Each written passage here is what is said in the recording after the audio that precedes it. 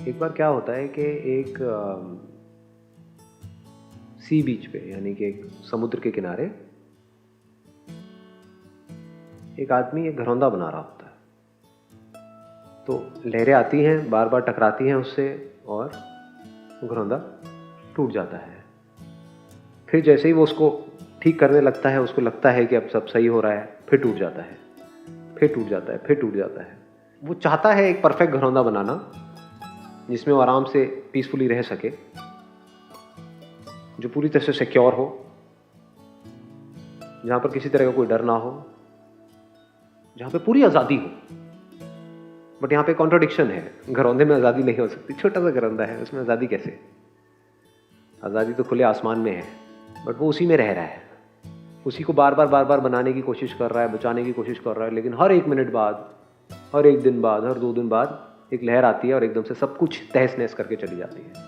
जैसे ही उसको लगने लगता है कि अब सब कुछ ठीक हो रहा है मेरी लाइफ में, ये जो घरौंदा है ये उसकी लाइफ है, जैसे उसको लगता है कि मेरी लाइफ में सब ठीक हो रहा है, काम है, रिलेशनशिप्स है, हेल्थ है, एक को ठीक करता है। मतलब इस घरौंदे के 3 पिलर्स हो गए ना, हेल्थ, वेल्थ, रिलेशनशिप्स। एक को ठीक करता है, कभी एक टूट जाता है, फिर दूसरे को करता है, तीसरे। तो कभी भी ऐसी सिचुएशन नहीं आती जब तीनों चीजें परफेक्ट बैलेंस में हो, और आती भी है तो थोड़ी देर के लिए रहती है, फिर एकदम से चली जाती है। क्योंकि चीजों को ठीक करने में बहुत टाइम लगता है, लेकिन खराब होने में 1 सेकेंड लगता है, जस्ट 1 सेकेंड। तो वो ये एफर्ट कर करके थक चुका है, और पूरी दुनिया यही कर रही है, और कुछ आता ही नहीं है दुनिया को।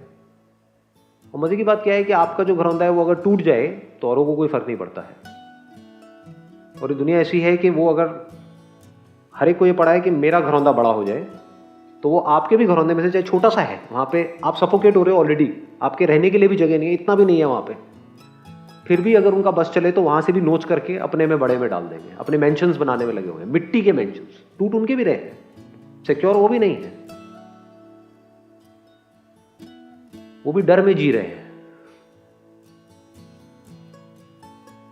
तो सबको अपनी पड़ी हुई है कि अगर इस घरौंदे में कोई मर भी गया तो उधर से जो लोग आएंगे वो कहेंगे अबे यार टाइम निकालना पड़ेगा, जाना पड़ेगा। ये प्यार है।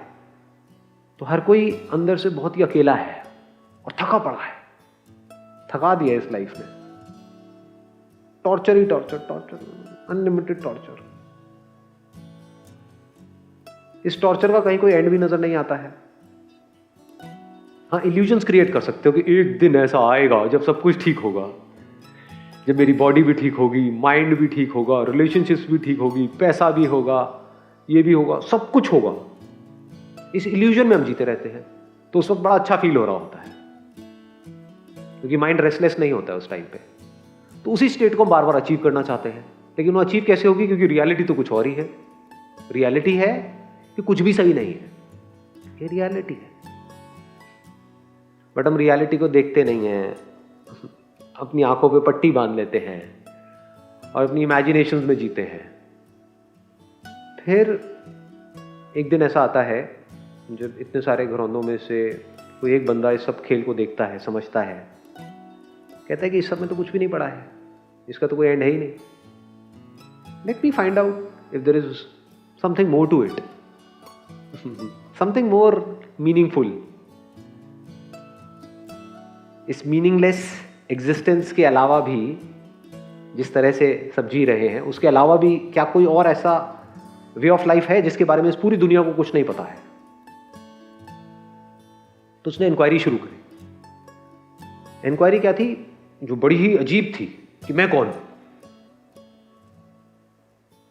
क्या मैं इस घरौंदे को बनाने वाला हूं? क्या मैं ये घरौंदा हूं?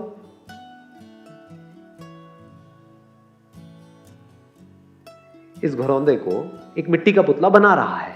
किसको बना रहा है? मिट्टी के घरौंदे को। ज्यादा हो रहा है या आ रहा है कुछ?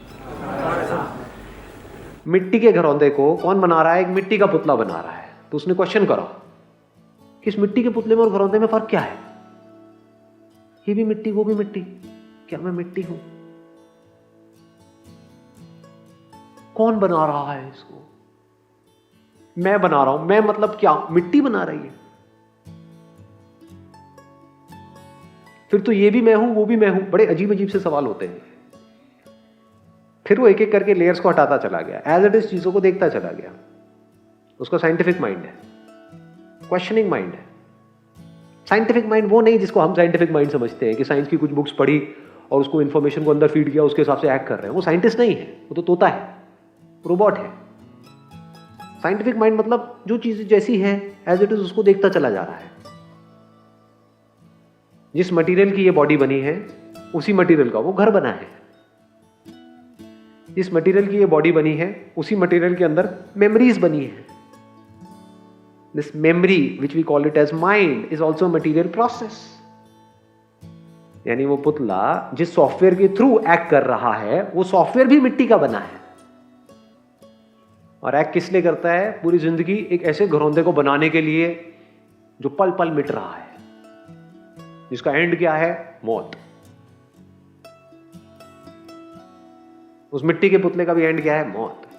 कहीं सिक्योरिटी नहीं है, यहां पर इल्यूजन है सिक्योरिटी की। सिक्योरिटी एक्चुअल में कहीं नहीं है। तो उसने सवाल पूछना शुरू किया, ये नहीं कि घरौंदा क्या है, ये दुनिया क्या है, वो ऐसा क्यों है, वो वैसा क्यों है। बाकी मिट्टी के पुतले क्या करते हैं? उनका इंटरेस्ट होता है सिर्फ औरों में। चलो इंस्टाग्राम पे देखते हो मिट्टी के पुतले ने नए कपड़े क्या पहने हैं, मिट्टी के नए कपड़े आए हैं लाल पीले, देखते हैं बड़े सही लग रहे हैं। लोगों का उसी में इंटरेस्ट है कि और जो पुतले हैं वो क्या कर रहे हैं, या औरों के घरौंदे कितने बड़े हैं कितने छोटे हैं। इस घरौंदे में सब कुछ आ गया जहां तक भी आप सोच सकते हो। तो उसने ना घरौंदे को क्वेश्चन किया, ना और मिट्टी के पुतलों को क्वेश्चन किया, उसने खुद को क्वेश्चन किया। ये जो मिट्टी है, ये मिट्टी किस चीज की बनी है? जैसे बर्फ पानी की बनी है और जो स्टीम है वो पानी से बना है, तो what is the ultimate source of all of this? पानी की लहरें आ रही है ना जो इस घरौंदे को मिटा रही है। तो क्या ये जो पानी की लहरें हैं और ये जो मिट्टी का घरौंदा है और ये जो मिट्टी का पुतला है, इनके सोर्स अलग अलग हैं? यानी पानी एक अलग रियलिटी है, मिट्टी एक अलग रियलिटी है, या जो मिट्टी है और पानी है उसकी रियलिटी सेम है? क्या कोई ऐसा सब्सटेंस भी है जो सब में है?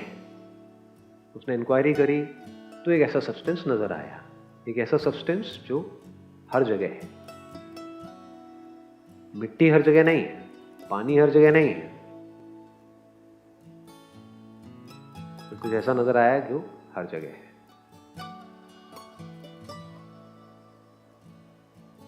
फिर उसने जब खुद की एक एक करके लेयर्स को हटाया, यानी मिट्टी के पुतले ने अपने में से मिट्टी को हटा दिया, मतलब मिट्टी को मारा नहीं, थॉट के लेवल पे मिट्टी को हटा दिया।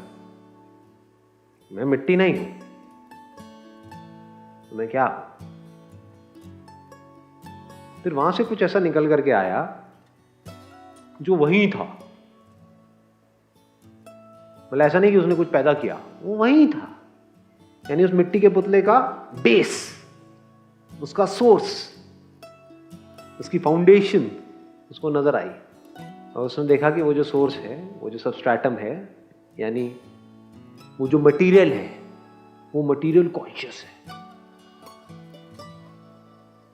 यानी कॉन्शियसनेस वो नहीं है जैसा साइंस समझती है।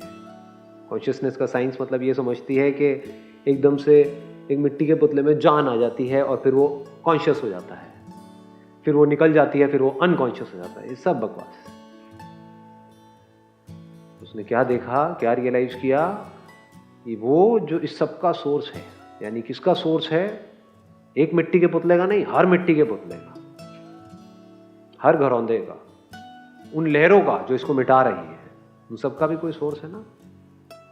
वही सोर्स कॉन्शियस है। और मेरी जो एक्चुअल आइडेंटिटी है that is consciousness.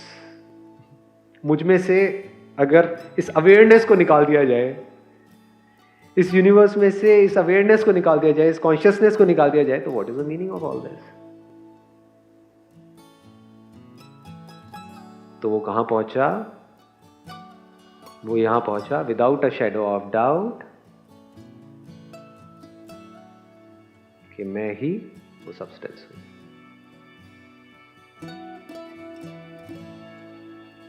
I am that conscious substance, that living substance.